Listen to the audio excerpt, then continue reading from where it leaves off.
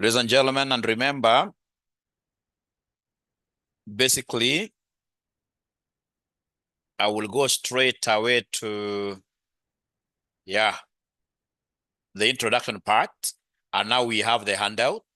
So mine is to help you understand what this subject is all about from the handout that now all of us happens to be having.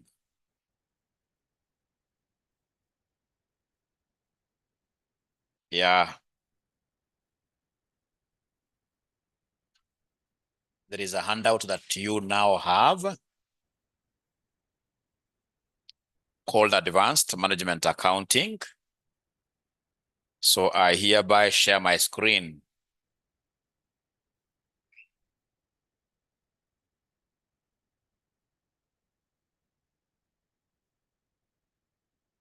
So somebody should be able to help Mr. John there with that handout that I've just shared. Now, ladies and gentlemen, first of all, you have to appreciate that management accounting, or rather advanced management accounting, is a beautiful subject. Yeah, because at the end of the day, wherever you'll be working, even if you're a financial accountant, you'll be required here to produce management reports. Most of them will entail management accounting. So I'm reading from your handout, the introduction to management accounting definition, that management accounting is the process of preparing and providing financial and non-financial information to managers to help them in planning, decision-making, and the control of business activities. So whenever we talk about management accounting, we are looking at management accounting as the scientific process of decision-making. Decision-making.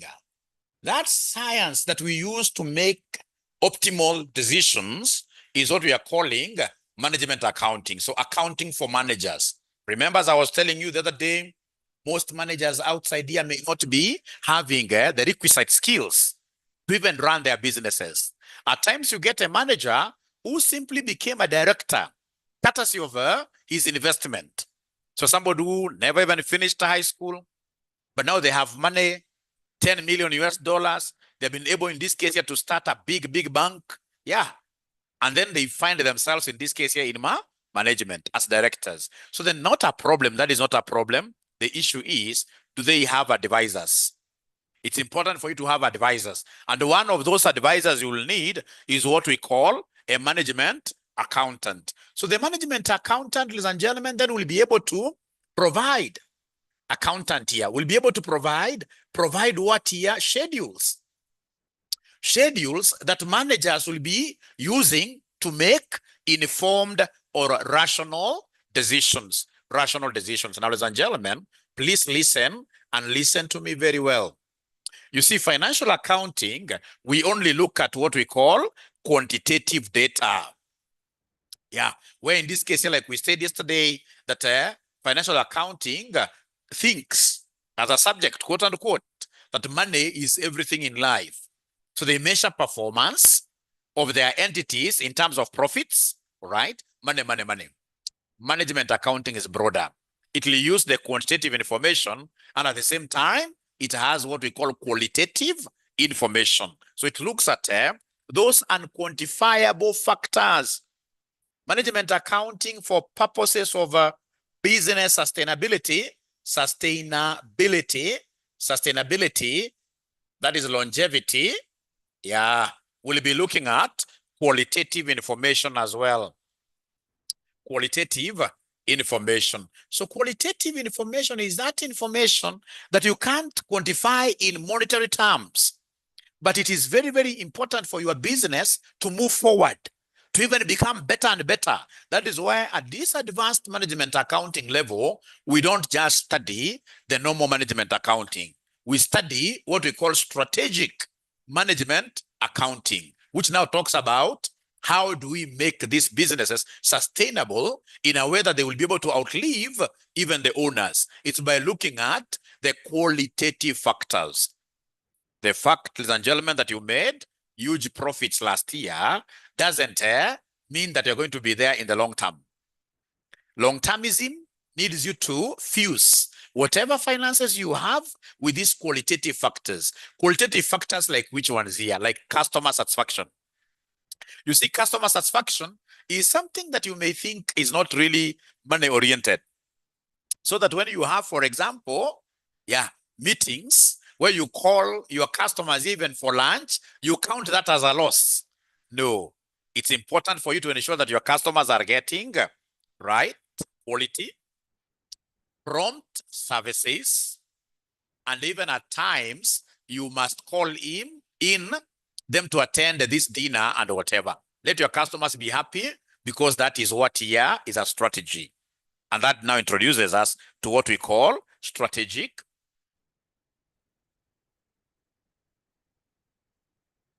Okay, thank you so much, 𝐻𝐾𝐬, for sharing that handout with these other great students. So then that introduces me to the strategic management accounting, which you can see on your handout there, SMA. Strategic management accounting is the use of management accounting information with a long-term and outward-looking focus. Long-term, outward. Good managers shall not be inward-looking into their business alone. Good managers must also focus on what competitors are doing, especially by considering competitors, markets, and strategy to support sustainable competitive advantage. Sources of strategic management accounting information from your syllabus. They want me to teach you where will we be sourcing this strategic management accounting information from. Yeah, we can get this information from internal sources. Yeah, where as management accountant, we read and actually prepare budgets, cost records, performance reports, financial statements. We can as well get this strategic management information from external, because we must be an outward-looking organization. So external sources, we have market trends, competitor analysis, industry benchmarks, economic data, like from our Kenya National Bureau of Statistics. And then, of course, we have other many sources. You can sit down with your customers. They give you feedback. Government policy, technology, trends, etc. Then we have the role of this management accounting in strategic planning and control. Ladies and gentlemen, this subject will help us in setting long-term goals, both profitability and the growth. This subject will help us in resource allocation to profitable areas. Because remember, for you to become sustainable as an organization, you won't be joking around. Because, ladies and gentlemen, we have what we call strategic drift. We have what we call strategic drift in terms of how we run our businesses. If we are not careful, listen, you will get in this case here, for example, the market outside there wants you to behave in a particular way. For example, the market outside there could be telling you as a college, if it's RCM, that, hey, many students, for example, would want to be taught online. Yeah, perhaps that is what the market is telling you. And then you go ahead and disobey that. So if you disobey what the market is telling you, automatically you will drift. And once you drift, what will happen to your long-termism? No, you'll cease being a going concern. Just like right now, we are being told as accountants, we must embrace AI. Are you guys embracing AI? Yeah, AI in everything that we do. If it is making up of financial statements, use AI. Interpretation of these financial statements, use ChatGPT, the paid ones, 5.0. Yeah. And then in this case here, you don't follow what the market is telling you. Then your business model or even your profession, your career will not be sustainable. You can't sustain it. You will lose it. You lose a competitive advantage. So management accounting, especially the strategic management accounting, ladies and gentlemen, we are saying in this case here that this subject is great because it will be able to, once we become so good at it, using linear programming and other models, we'll be able to know where should we allocate our resources optimally. What are our long-term goals? All right. Yeah, I can see 2 new messages. Let me just read them. Yeah, thank you so much. This ninja, I'll have to buy this ninja lunch. Thank you so much. Now, remember in this strategic drift, there are so many companies that have been able to strategically drift onto their death. Look at a company like Kodak. Yeah, Kodak, for those of you who are a little bit old, I'm so sure Kuria and Doreen here, maybe you never got to know this company. Do you know it? Really? It used to be a big company in terms of film, in terms of photography. These guys here would come to our homes during those old days on Sundays. They were, in this case, here taking very good photos of us.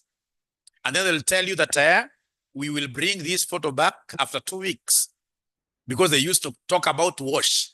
Yeah, they had to go with some film and they do a few things here and there, and then they bring the photo after 2 weeks.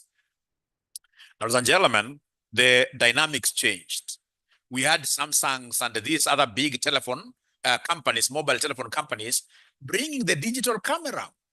Digital camera, of course, in this case here, these guys would come, or even using your phone, you simply snap a photo and you get that photo right away, which is ready for uploading to your social media handles. Kodak could not foresee that this was a big threat. They never embraced this technology. They still got stuck to their old technology. One day, ladies and gentlemen, in this case here, we had the CEO and the senior management doing a press release saying that, you know what, the business can no longer continue to operate. The business has to cease operating. Why? Because they drifted. And this is now what management accounting is against. Because management accounting wants you to have a competitive advantage.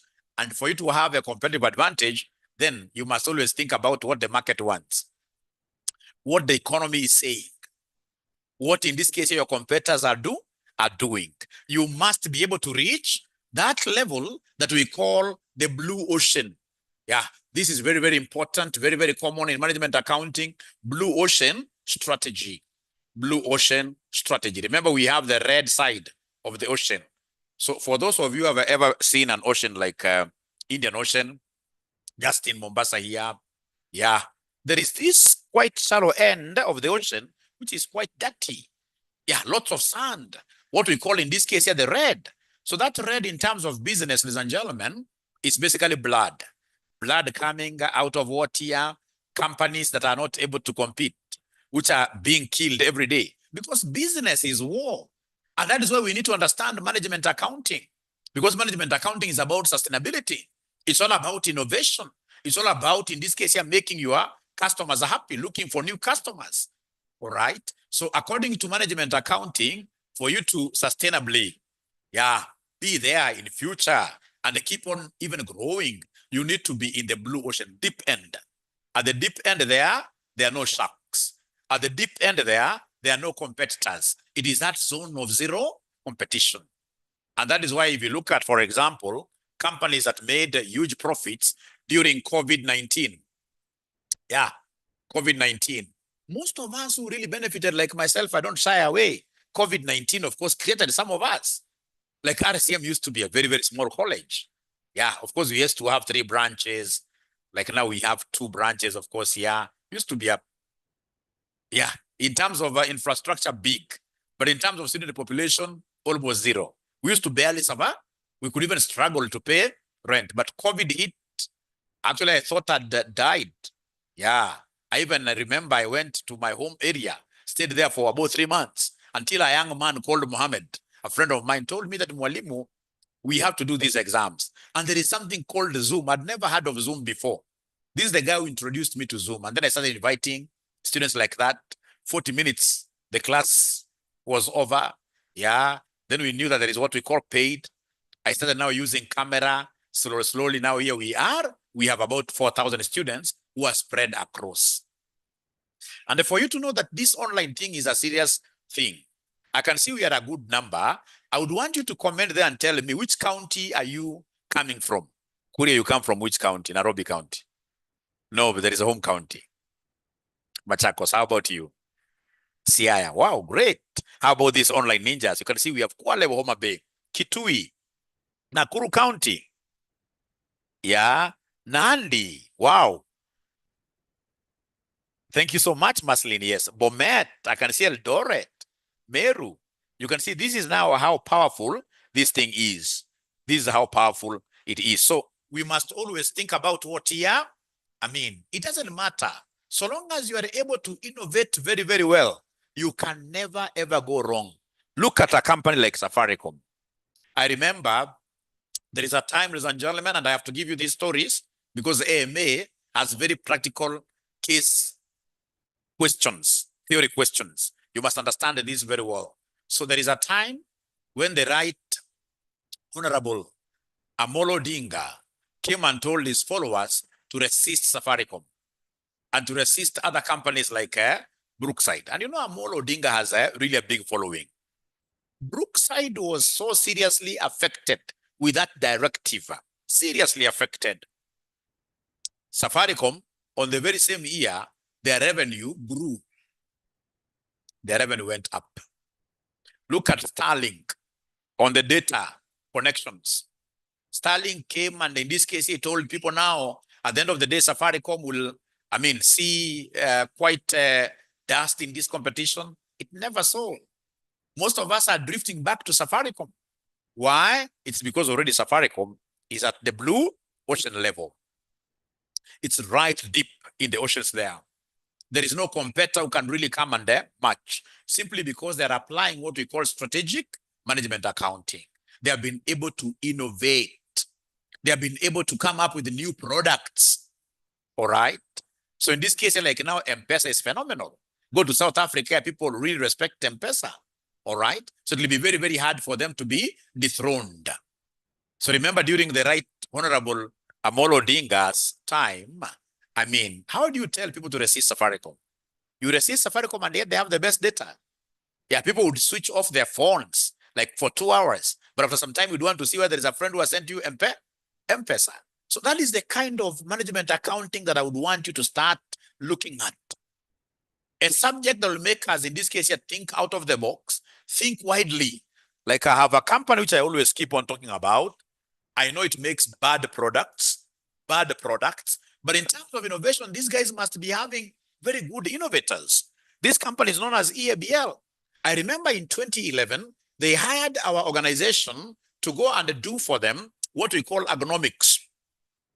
Agronomics basically is a study of how a company's products can be tailored to meet needs of disadvantaged groups.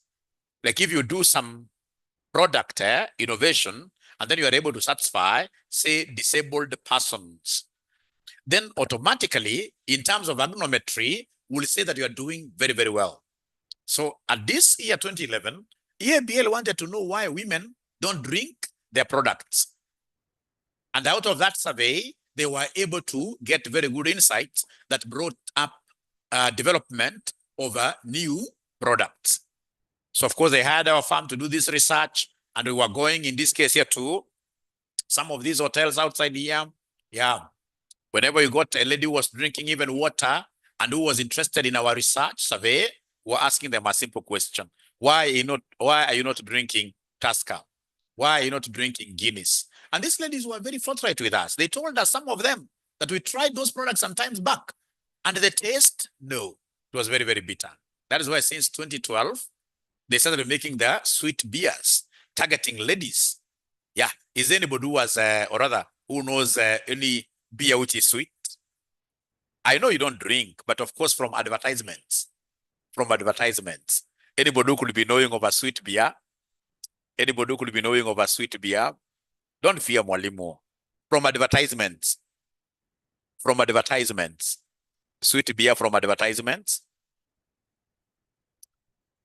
Yeah, like somebody is saying Tusker cider. Yeah, I'm told Guarana here. Great.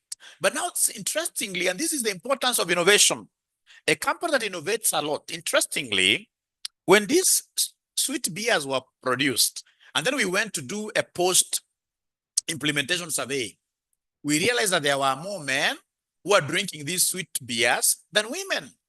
So that tells us what here? That there were men who are suffering in silence. So when you innovate, you get new niches. You are able to get new markets, etc. And that is what management accounting is, and that is why I love this subject. It is the best. It is the best. I don't know whether Kingfisher is sweet. I don't know. We shall overcome. And of course, I know you guys get to read about that from your newspapers and from your televisions, right? Nobody has ever tried. So the role of this management accounting, strategic planning and control, it will also help us to provide what we call performance measurement, the KPIs, the balance scorecards. It also supports risk management because risk management will prevent us from dying soon.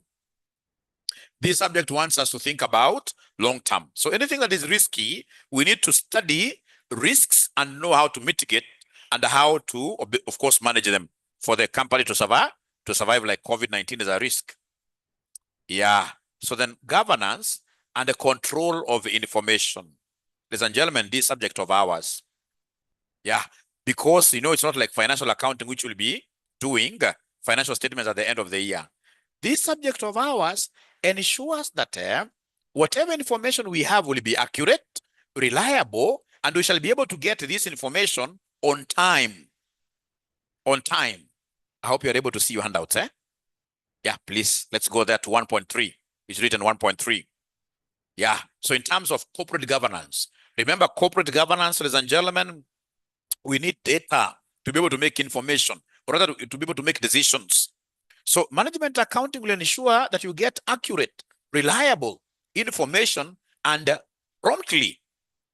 The subject will help us to protect against misuse of sensitive information, promotes accountability through proper reporting systems, aligns with corporate governance rules. Yeah, so remember, ladies and gentlemen, this is really a key pillar. In terms of corporate governance, remember corporate governance gives us a way that these entities are directed and controlled. Yeah, how do we direct and control our entities? This is what we call corporate governance. Corporate governance. It has various pillars. Like it has a big pillar called what here? Called risk management. Yeah, it has a big pillar called, in this case here, for example, information to stakeholders. When you use this management accounting, it is not like financial accounting, which waits like at the end of the quarter to get financial reports, or at the end of the year for you to get financial reports. This is an ad hoc subject, which somebody can ask for a management accounting report, say on Monday, on Wednesday. Yeah. So in this case here, management accounting, the moment you start using it, then in terms of your governance, how you are governing this institution, then the data you get will be very accurate, very reliable, and it shall be given to you promptly to aid decision making. Very, very important. All right.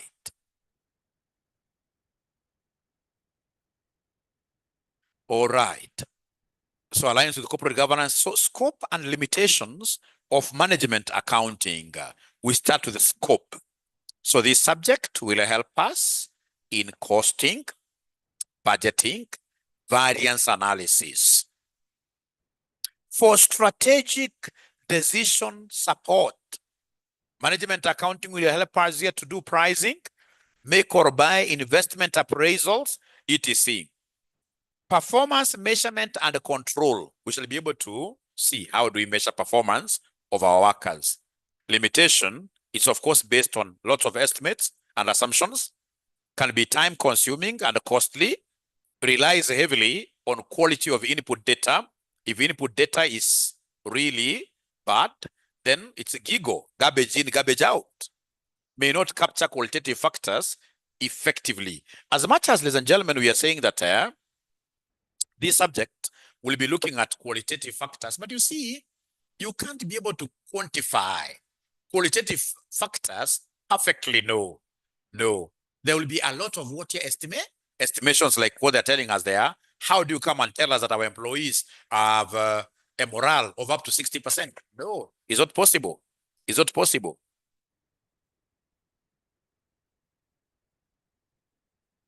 All right.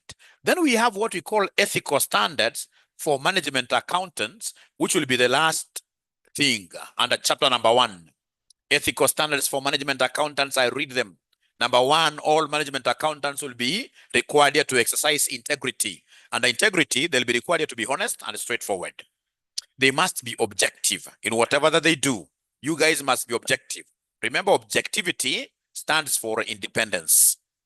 You shall avoid biasness or conflicts of interest. Hautakuwa na kipendeleo. Confidentiality, you are doing management accounts. We expect you automatically, ladies and gentlemen, to get access to very sensitive data. Don't go, in this case, you're discussing that data, for example, with your spouses or even friends. Accountants will not be people of many, many words. Yeah. So, for example, you have done management accounting for Safaricom. Then you realize, ladies and gentlemen, that Safaricom will be posting huge profits at the end of the year. When these profits will be increasing in that high margins, then automatically the market outside here will really behave, would want our shares of Safaricom. So the demand of Safaricom shares will go up. When that demand increases, the share price will go up. But you see, you as a management accountant, you are privy to that information much earlier. And then you go and tell your wife today, hey, Safaricom share price will really even double. So your wife goes ahead and buys shares of Safaricom. And then she sells those shares immediately when results of Safaricom have been released, when the share price has doubled. That is what we call insider trading. This is what we call insider trading. Insider, you are trading with some insider. Yeah, with some inside information, confidential information. It is criminal to do this. That is why a management accountant shall really, even if you are talking too much, don't talk about work-related stuff. Yeah, we shall be very, very confidential. And then, ladies and gentlemen, we have the concept of what here?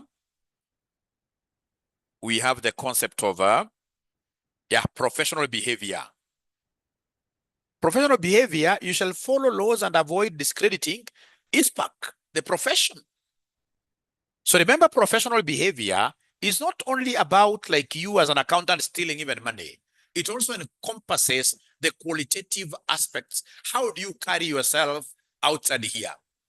Even on social media, you shall not be that kind of a person who keeps on just saying things that do not make sense. All right? Yeah, we must behave in a way that gives our profession credit. We shall never discredit our profession. Then we have what we call professional competence. We have what we call professional competence. So professional competence, we shall maintain knowledge and what here? Skills. Even after we finish our CPA, that will never be the end. We shall always, ladies and gentlemen, in this case here, we shall always, in this case here, continuously develop our skills and knowledge. If you look at your past papers, this is really a highly asked question. At times they call them ethical standards. There are 5. Which ones will I never forget? Number 1, I have integrity. We shall be straightforward people. We shall be honest. We shall be open. So if managers, for example, come and ask you, in this case here, what do you think about this and this situation? Please do your research about that situation objectively, without fearing, without biasness, without any strings attached, and then come and advise them. Tell them the truth, that you know what? There is nowhere you are going with this strategy of yours, depending on what you found out there. You know, the most dangerous thing that most of us accountants engage in, ladies and gentlemen, is basically trying to please people, trying to please our directors. That so long as this item has come from the mouth of the chairman, even if it's a bad strategy, you as a management accountant do not want to pronounce yourself, as you simply got that outside there. We shall always be truthful, because you see, whatever we advise is what these managers here will be following. Why can't we advise these people on the tenets of truthfulness? Always be truthful. And then we have the concept of objectivity. Don't go. You are working for a board of 10 people. and then you start taking sides. No. Any conflicts of interest? No. Don't start advising people, for example, to buy shares in a company that you happen to be having shares in. You shall always try as much as possible, ladies and gentlemen, to be independent. Being independent is what we call objectivity. Then, ladies and gentlemen, we have the concept of what here? Professional behavior. We shall behave in ways that give the profession credit. We shall always, whenever you see this gentleman called courier, how he carries himself outside here, other people, whenever they look at courier, they'll be able to say, even me, I would want to become an accountant, because courier is giving credibility to the Institute of Certified Public Accountants of Kenya. Then we have professional competence. You know, accountancy is dynamic. Things are really changing left, right, and center. So even after you have cleared your CPA, you will still be required to post what we call CPD hours. CPD hours. So it will be very, very important for you to remember. I've only mentioned the 4. Who can tell me the one that I've left out?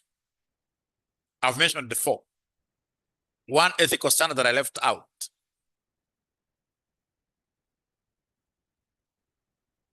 Probably you have explained that one. Competence and due care. You see, it's called professional competence. Thank you very much, madam. In full, that standard is called professional competence and due care. So, but I've only been able to list 4. Which one? Look at your handout. Which one have we forgotten? Confidentiality, yes. I left that one because I knew it was the easiest.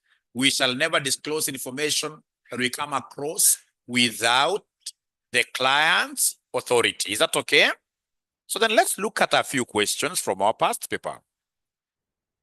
Let's look at a few questions from our past paper.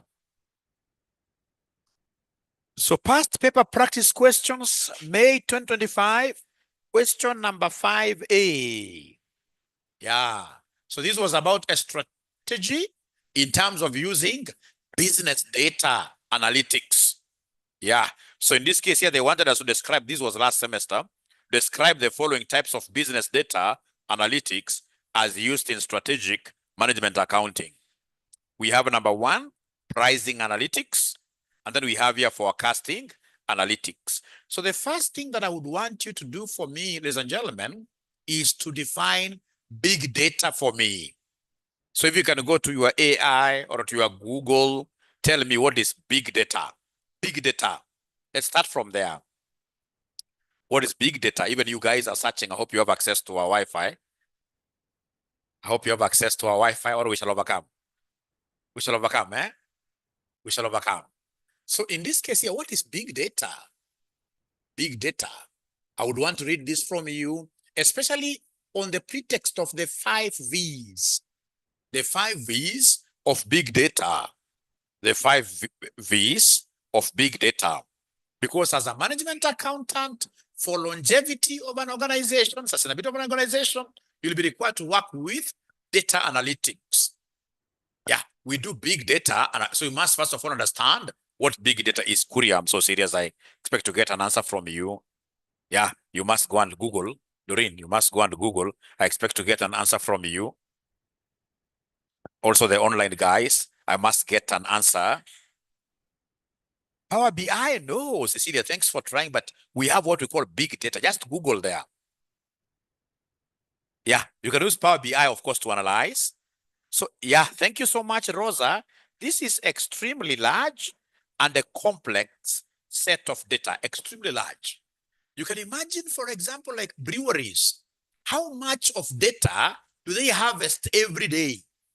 Coming from their social media handles, coming from their clients who are drinking, in this case here, their products, those bad products, I call them bad, yeah, every day. That must be extremely large data, which is complex. Complex, why? Because it comes, others will be structured, others will be unstructured.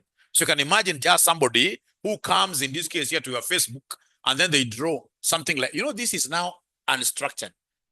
So somebody who comes and sends you an emoji, on your social media like that one. And still you'll be expected to be able to harvest this information and analyze it. So we have structured and unstructured. Yeah. So in this case here, extremely large and a complex set of data that organizations can use, ladies and gentlemen, for purposes of what here? Yeah, making decisions. You haven't yet answered Mwalimu's question because I wanted you to give me the characteristics of big data. It's called 5 V's. 5 V's. You can get that. I'm 100% sure you can get that. The 5 V's of big data. Yeah, I love what Leonida is telling me, volume. If it's big data, it must be voluminous. Don't go and collect data from 3 people and then you tell us it's big data. 3 is not voluminous. It must be voluminous. This data can only be called, ladies and gentlemen, big data if it is coming at a high speed. You see, velocity. Velocity means what here? Coming at a high speed. Coming at a high speed. I love that. And then we have, ladies and gentlemen, value. Yeah. If you cannot use this big data to make decisions, then it's not valuable. That can't be big data. It can only be big data if it's valuable. If you're able to use it to make what here, you're able to use it to make decisions. Variety. I love variety. Yeah, structured, unstructured. Others coming in form of numbers. Yeah, others coming in this case in form of, yeah, we need to make use of this big data. It can only be called big data if it is coming from various sources. So variety. And then we have what we call veracity. Veracity means what here? Accuracy. It means faithful representation coming to us without as it is, without errors. If we get somebody, for example, like people are saying RCM is bad, for example, RCM is bad. But now I have people whom we call yes men.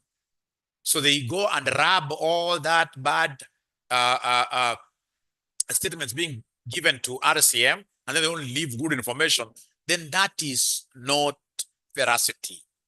Veracity, we want this data the way it is for us to be able to do what? To make decisions. Yeah. So then they came and asked us now.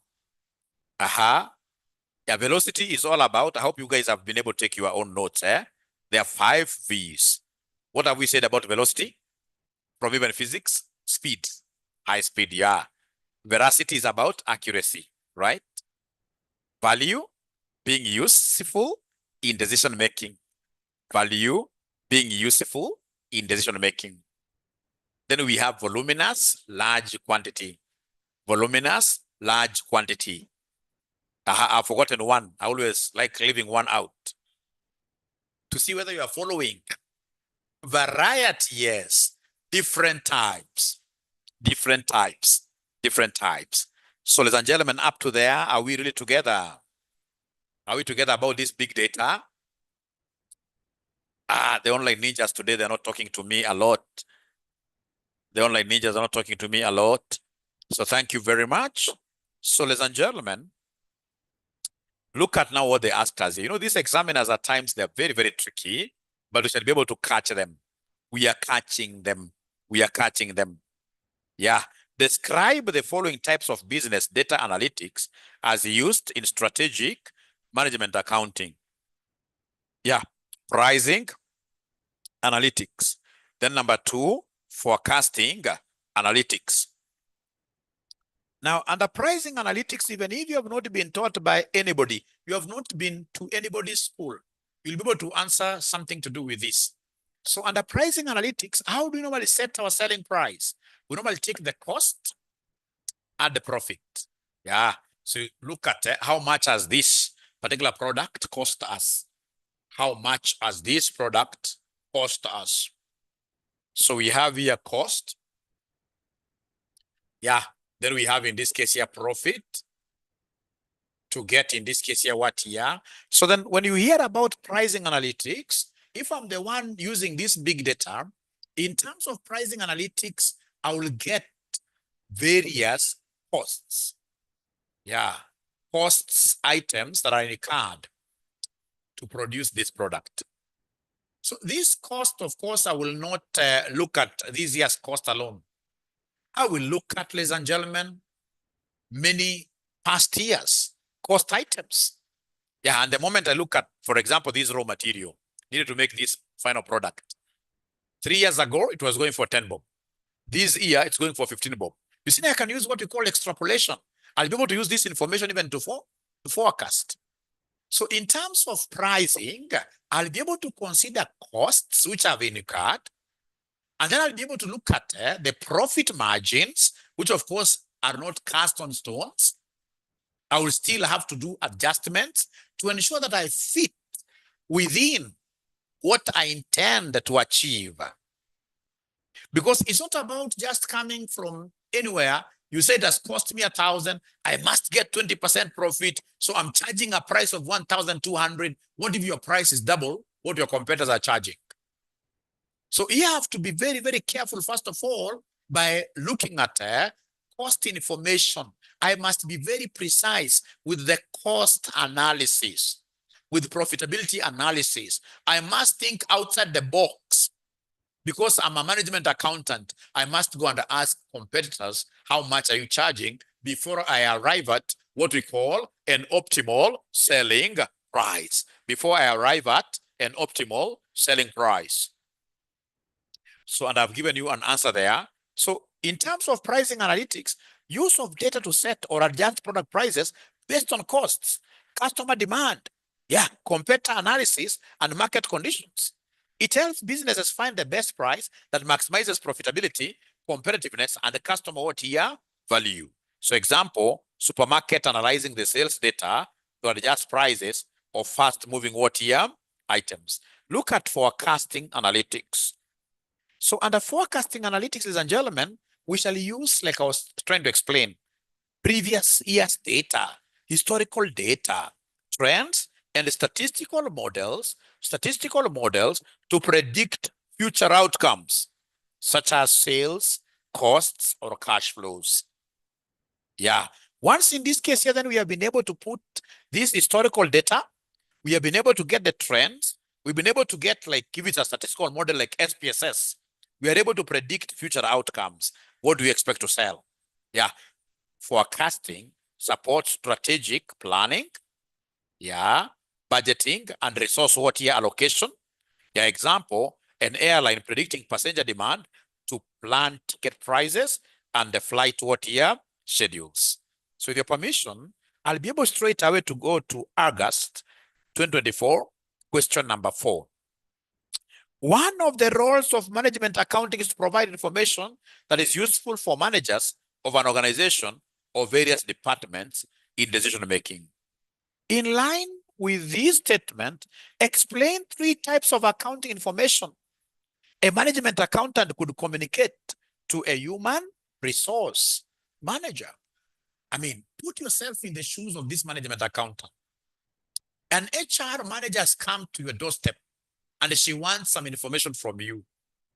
So in this case here, then what kind of information will you be able to pass to this? I mean, I can see, first of all, this person will be interested in the salaries, bonuses. But as I provide salaries and bonuses and any compensation to the HR manager, I also want them, or rather his staff or her staff, to be productive. So I'll also be able to give them productivity report, which I simply pull from the SAP. So that's how you reason. These are not things that are really very, very hard.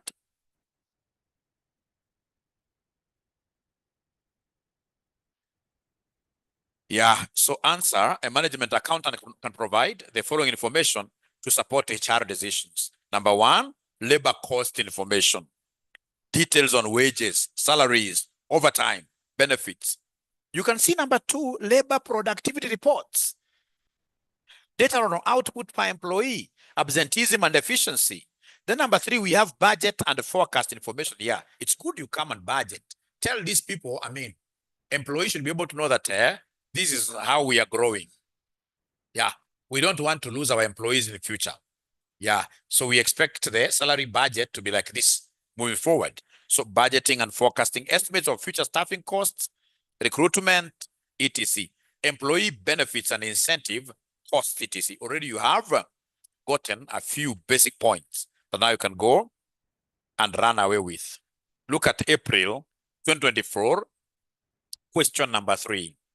April 2024, question number 3. Management accounting is an invaluable tool to any organization at both the operational level and at the strategic level. Discuss 3 reasons to support the claim why this management accounting is an important, invaluable tool to any organization at the operational level and at the strategic management level. Now remember, operational level means what here? Day-to-day activities. Yeah. Short-term efficiency. Control. Strategic is what we talk about, what here long-term. So in this case, then day-to-day for operations, we'll talk about cost control. Yeah. Provides detailed cost reports, materials, labor overheads to monitor daily expenses. At operational level, we shall be doing budgets. Yeah, where we'll be able to compare on a daily basis, even weekly basis, compares actual versus budgeted cost. Yeah, at operational level, we shall be tracking the performance of our employees. We shall be tracking productivity. And then we shall be making what we call short-term decisions. How about for long-term? When you're thinking about long-term, we are thinking about our non-current assets. We are thinking about, yeah, outside the box, outside our company. So management accounting at the strategic level, focus is long-term goals, competitiveness, and growth. Guides capital investment. Yeah, provides market competitor analysis, supports sustainability and risk management decisions, aligns resources with corporate strategy, the balance scorecard. Ladies and gentlemen, one thing that is supposed to be really knowing here is that when we talk about the day-to-day, we are looking at our operations. So during our operations, what kind of things do we expect management accounting to assist us in? Cost control. Cost control. All right. We expect these one here to always help us in doing like our weekly budgets, etc. For purpose of variance reporting. We expect in this case here productivity reports every day. So management accounting will be able to help us there. And then we have strategically, this great subject of ours will now make us think long-term. So long-term planning. So long-term planning, we must invest in our non-current assets. Yeah. So then in that case here, what do we think about? We think about, like if it is assets, we must evaluate them very well. Net present evaluation, capital budgeting basically. Ladies and gentlemen, for long-termism, we must get management accounting assisting us to do competitor analysis or stakeholder management. For purposes of long-termism, we must always think about what here, benchmarking. Yeah. So those are the kind of things that I would expect you to always keep on mentioning. Always keep on mentioning. So I can see 5 new, wow, messages. Yeah, the bottom line, yes. Very, very important. And then there is a very important note here. Very important note as I finish. I'm now finishing. Note, operational level is daily efficiency and control. Strategic level is long-term direction and sustainability. April 2025, question number 3A. They wanted us to distinguish between sunk costs and opportunity costs as used in decision making. I'll be able to simplify this for you. Now, ladies and gentlemen, remember that sunk costs are historical costs. Costs that have already been incurred. Those are sunk. They're sunk. They're sunk. And the one thing you're supposed to remember about sunk costs is that they are irrelevant for decision making. They are irrelevant for decision making. Sunk costs, already incurred costs. So for example, for you to be in a class here, you've already paid school fees. So that is a sunk cost on your end. There's nothing you can do about it. Nobody will be able to refund you. No. Great. For those of you, for example, did very, very flashy weddings and incurred, for example, 5 million Kenya shillings. Yeah, dowry and weddings. After, in this case here, for example, you come and, of course, marriage is not that rosy. Things can happen. It's a bit bumpy. You can't go back, start asking Mzee to refund you. That's a sunk cost. It's irrelevant for future decision making. Now, in terms of opportunity cost, like all of you who are here, ladies and gentlemen, yeah, of course, you could be having some hassles you could have done out there instead of being in this class. Yeah. So, for example, there's an errand that would have run outside there, yeah, which would have given you like 1,000 shillings. But by being here, you are losing that opportunity. So whenever you hear about opportunity cost, so remember, this will be the benefit foregone for you choosing a particular alternative. Anytime you choose a particular alternative, there is a benefit you are going to forego. Yeah, remember in life, ladies and gentlemen, I mean, there will always be two forces that push you. Even, for example, when you put your alarm to wake up very early in the morning at 4 a.m., there is that voice which tells you, hey, wake up. Yeah, another voice tells you, in this case, you continue snoozing, isn't it? So if you continue sleeping, there is an opportunity you are losing, passing. There is your fees which will disappear. So it will be very, very important for you to always remember that opportunity cost stands for any benefit you forego for choosing a particular alternative. There are benefits you forego. Those benefits are the ones in this case that we call what? Opportunity costs. Yeah, which is different from also what we call opportunity savings. So you see, under opportunity savings, for example, by being here, I want to believe if you aren't here, there could be a costly alternative that you could be undertaking outside there. So for example, if you weren't in my class here today, you could be out there engaging in an activity that would have cost you, like, say, 2,000 bob. But for being in my class, which is free now, you see, you are able to save that. Because if you weren't here, you would have been doing that exercise. So that's an opportunity saved, opportunity savings. We shall come back to that. All right.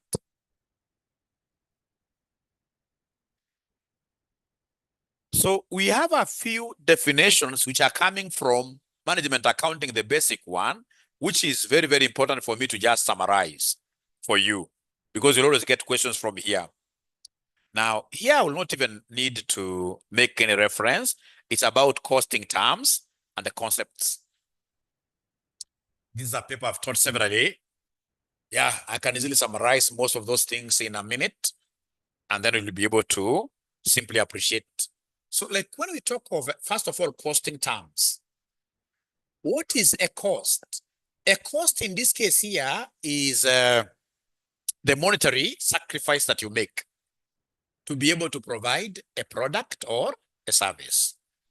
So, for example, for you to have come to school here today, you must have paid somebody bus fare. You see, you sacrifice, you give them 100. So that monetary, sacrifice that you make for you to be able to get a particular product or a service is what we say it has cost you, or which a company makes for it to be able to produce products or give services. That's a cost.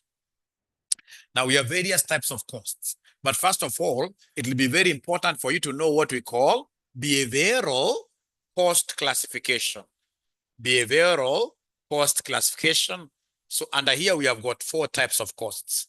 We have what we call variable costs.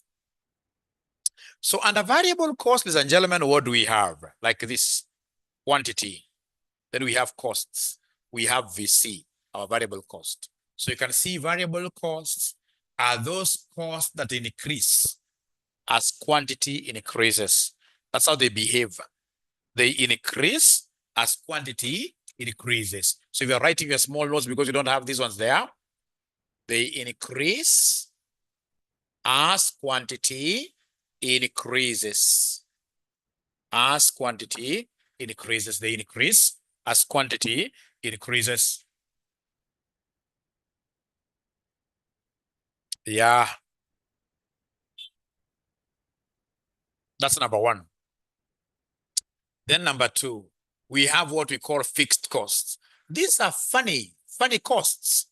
Funny costs. Why am I calling them funny costs? These are costs that are ever constant. It doesn't matter how quantity is behaving. They are always constant. They are always constant like this. So if this is quantity and these are costs, this will be FC, fixed cost. They remain constant. They remain constant. They remain constant like that. They remain constant. They remain constant. They remain constant. So can we get to know whether you guys are able to follow? Can we get to know whether you guys are able to follow, especially the online guys? The online guys, are we able to follow up to here? Yeah, thank you so much. And I hope you're loving the subject. I hope you're loving the subject. I hope you are loving the subject. I hope you are loving the subject, and you shall be able to make a conscious choice, yeah, to study AMA with RCM, the #1 college in East and Central Africa. Yeah, great. Then, ladies and gentlemen, we shall be able to continue here. Thank you so much, Margaret. Chief Ninja, great. So then we have other cost behavior. For example, we have what we call semi-variable costs. Costs which are partly variable, and partly fixed. Partly variable and partly fixed. Partly variable and partly fixed. Partly variable and partly fixed, like this. Now, let me ask you a question. Assuming in this case here, you are to take a trip, yeah, over December, the whole December, you say, now I'm going to Dubai, and I will not, as a family, we shall not use our home totally. So the home will be total darkness over that entire 1 month. No light bulbs, nothing. Will be consuming electricity during our absence. Does that mean that at the end of the month of December, you will not get any bill from Kenya Power? If you don't use any electricity, does it mean that you will get 0 bill from Kenya Power? Somebody, are you listening to me? I doubt. You haven't, in this case, stayed in that home for a whole month. So end of that month, will you get 0 bill from Kenya Power? No. Kenya Power, they need like a retainer. They have what we call meter charge. So this meter charge perhaps could be like 120 shillings. So basically, this is the semi-variable cost. That cost which is partly fixed here. This is a fixed component. And a partly variable. Partly variable like that. Partly variable like that. It's called semi-variable costs. So you can see now this component is ever fixed for everybody. And then now we have this other component, which is now directly related to the kilowatts, to what you consume, to the kilowatts, to what you consume. Maggie is saying no. I don't know where Maggie is lost. Do you have a question, Maggie? Maggie, do you have a question? Please feel free to ask, Maggie. Feel free to ask. Feel free to ask. Feel free to ask. All right, ladies and gentlemen. So that is it. So that is it. That is it. That is it. So partly variable and partly fixed. Partly variable and partly fixed will be very, very important for us to know about this. All right. And then we have what we call the stepped fixed costs. The stepped fixed costs. Because you'll get your examiner asking you these kind of questions, which basically are emanating from your management accounting knowledge. So the stepped fixed costs, they remain constant. They remain constant for some range. Beyond that range, they increase by lump sum amounts. So stepped fixed costs, they remain constant within some range. Within some range, beyond which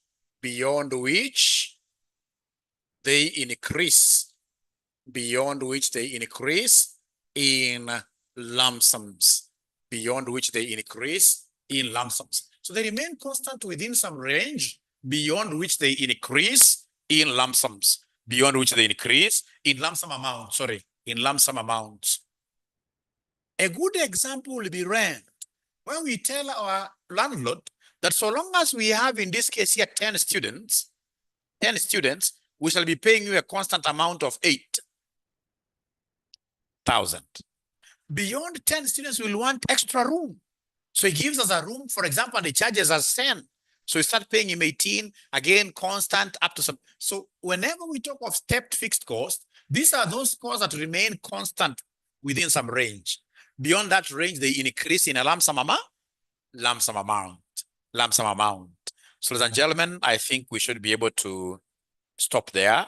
Yeah, this, is again our very, very first class. For those of you who want to join RCM College, so this is our number, 0793 555 000, 0793 555 000. Once you hit that number, we shall be able to assist. We shall be able to assist and enroll you to RCM. So have you enjoyed our session? Have you enjoyed our session? The results are coming out now. You'll be surprised. You will be surprised. Yeah, you'll be surprised. They're coming out now. They were released actually yesterday, but their system itself had issues, which I'm told now they have rectified. So anytime, expect anytime. All right. Anytime. Yeah. Yeah, if you need the CASNEB loan, there is a number there you need to call. Great. So thank you very much. And bye. See you another day. SMS option hasn't yet started working. Yes, Leo, we are overcoming.